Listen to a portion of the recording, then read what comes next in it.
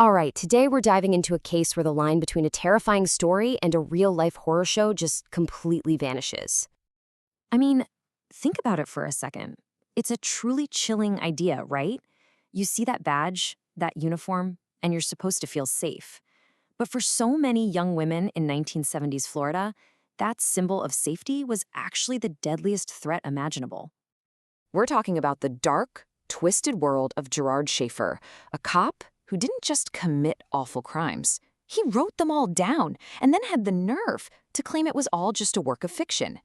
So, to really get what happened here, we've got to understand the man at the center of it all.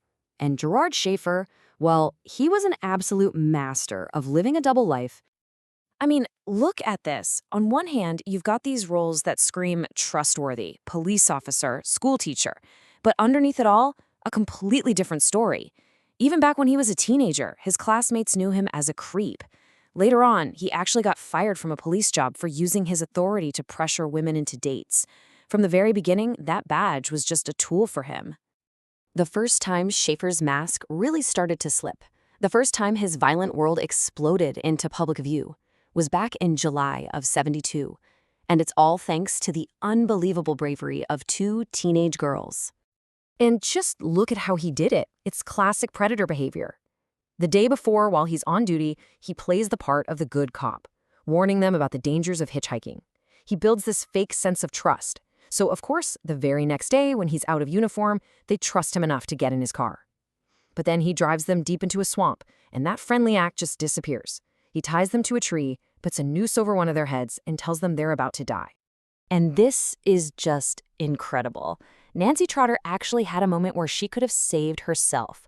While Schaefer was distracted with her friend, she had a chance to run, but she wouldn't leave Sue behind.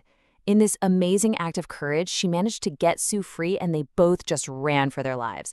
Sue flagged down a truck driver, and Nancy, who was still in handcuffs, literally swam across a river to get away. Okay, and this is where the story takes a turn into the absolutely bizarre.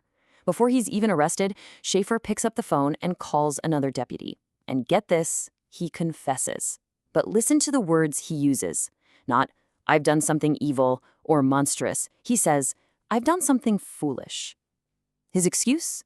He was just trying to teach them a lesson about hitchhiking, and, he just got carried away. Unbelievable. Now, you'd think that's it, right? Case closed. Abducting and torturing two teenagers, that should be the end of the line for anyone, especially a cop. But for Gerard Schaefer, this was somehow just the beginning.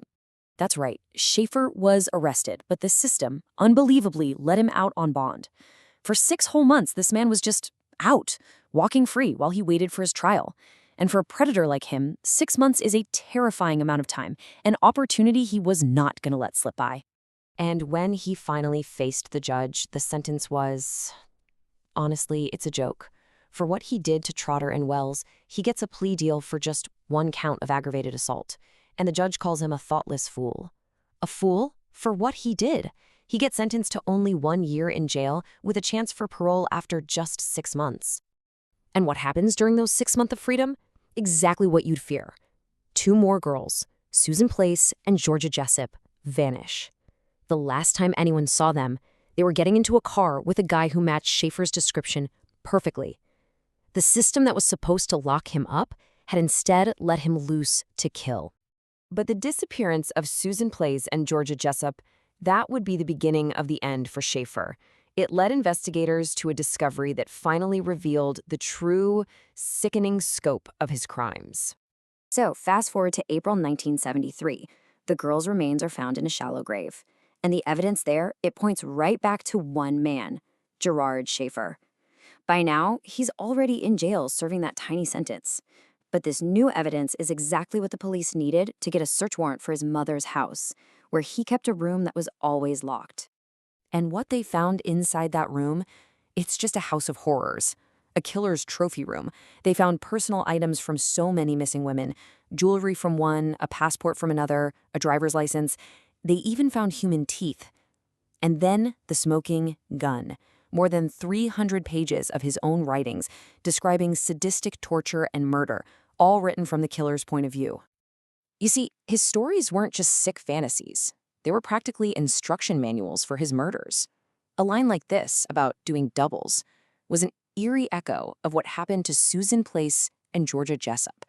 He wrote about details that only the killer could possibly know. And his defense for all of this? He claimed it was just creative writing. So now he's on trial for the murders of Place and Jessip. And his defense strategy? Well, it was just as arrogant and twisted as you'd expect. I mean, get this. Schaefer's whole argument was basically, I'm just too good of a writer for my own good.